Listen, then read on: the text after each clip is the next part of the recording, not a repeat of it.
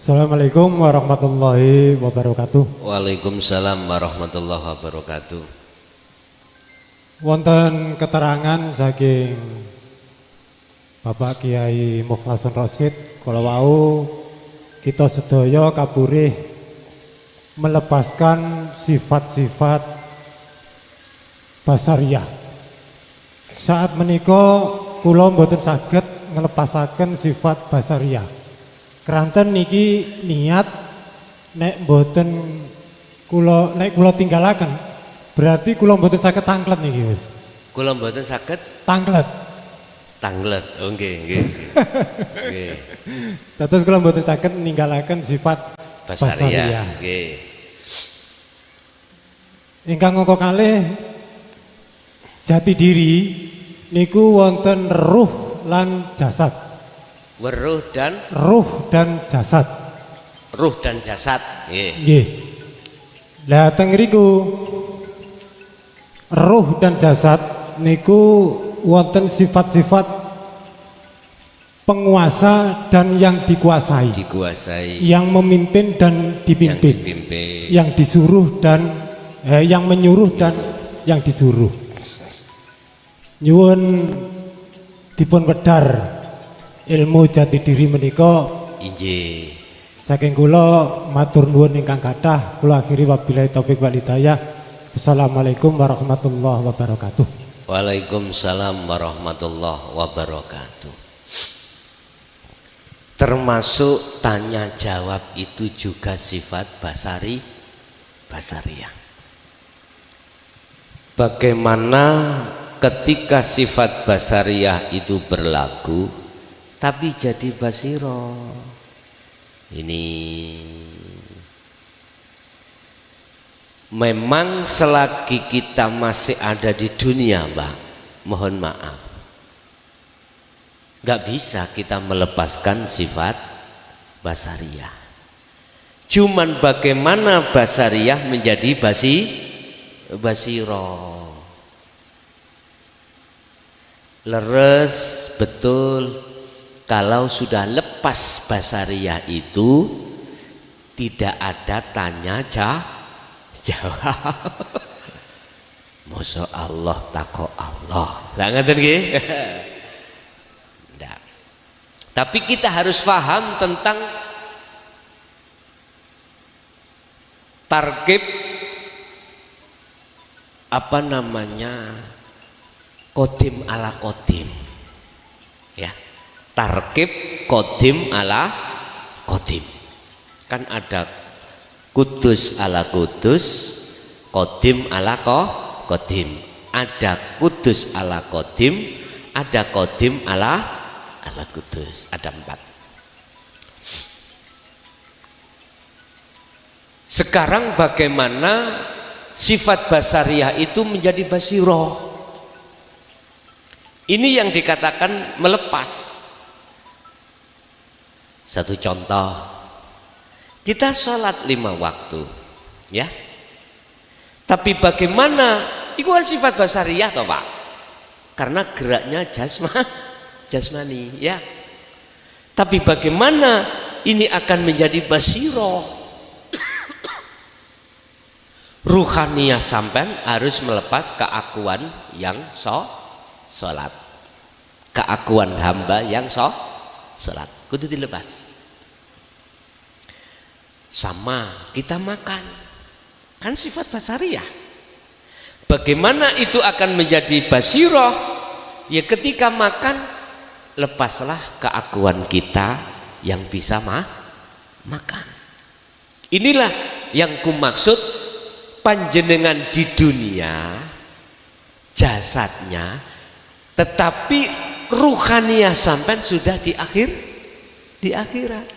Fatalaqqa Adamu mir Rabbi kalimatin fataba alaihi. Bisanya Adam iki kembali ke negeri asal akhirat. Adam pertama dulu harus menerima kalimat. Maksud di dalam kalimat itu adalah perilaku ruhaniyah, makrifat dateng Gusti Allah. Jadi Bapak, ketika jenengan bertanya, ruhaniyah sampean itu harus mandeng dateng gesangipun. Itulah maksud asyhadu alla ilaha illallah. Tapi benar, Bapak tadi tanya, manakala tidak sudah bisa melepas sifat basariyah, itu tidak akan pernah ada tanya jawab. Benar, tetapi itu bisa akan terjadi manakala basariyah menjadi basiroh. Yang kedua, jati diri. Yang dimaksud man arafa nafsah waqfaqat arafa rabbah, ya, itu kan mengenal jati diri.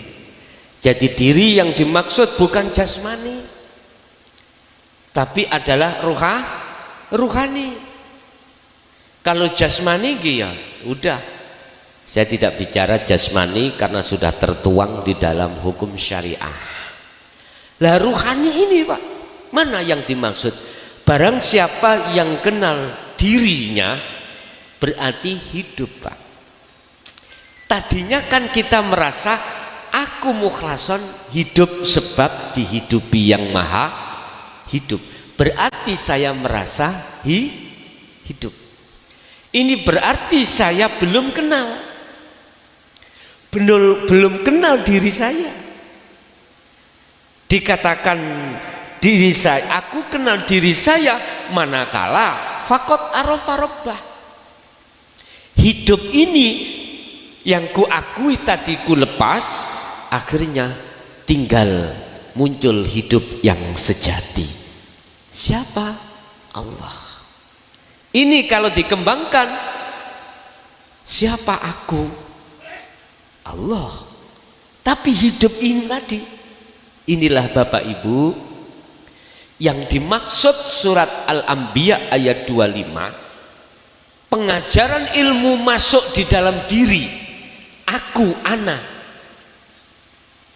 itu harus dituangkan, diterangkan oleh para rasul, wajib. Allah katakan di situ, wa ma arsalna min qablika. Wa ma arsalna, aku tidak ngutus, aku Allah.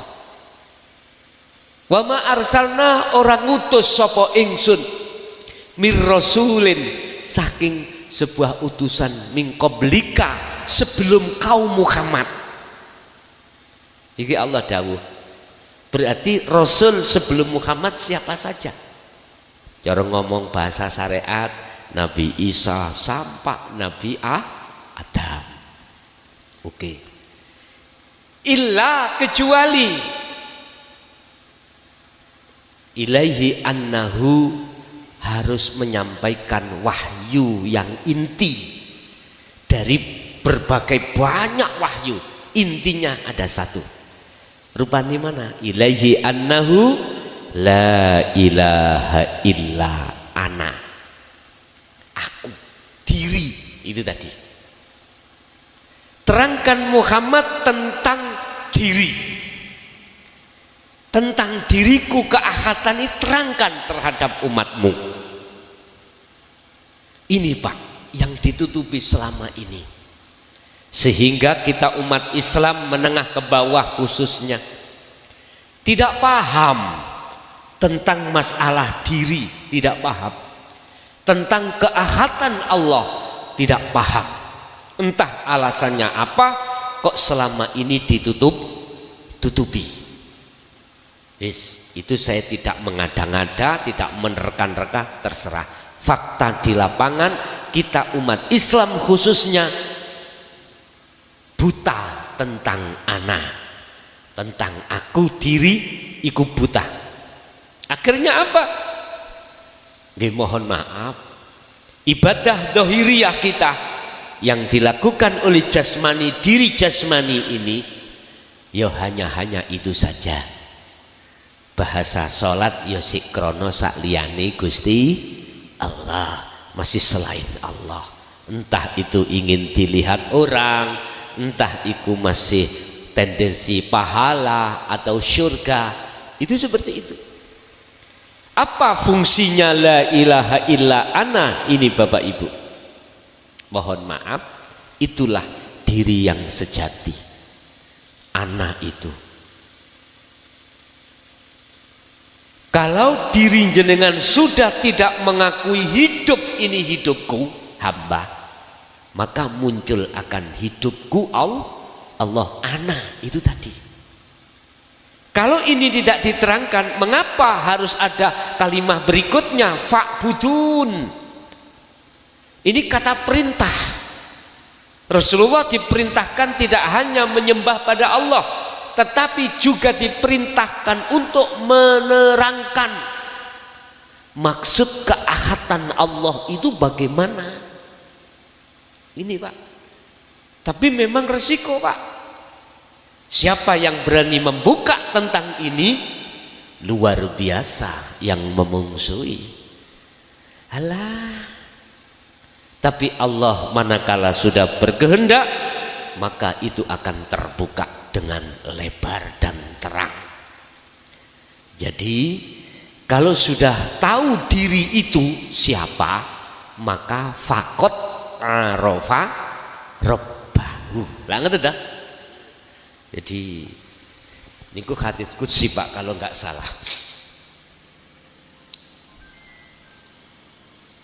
Man ngarofa nafsahu fakot ngarofa robbahu. Barang siapa kenal dirinya, maka betul-betul dia akan kenal Tuhannya. Nah ini kok bisa kenal Tuhannya? Karena sudah sampai pada Tuhannya. Tandanya di dalam diri jenengan berkibar akunya Allah atas segala apapun. Itu Pak maksudnya diri. Dengan cara bagaimana kita bisa mengenal diri, kembali lagi ke laptop Sirul Asrar. Siapa biasanya kembali ke laptop? Tukul ya, Mang Sedo, iya.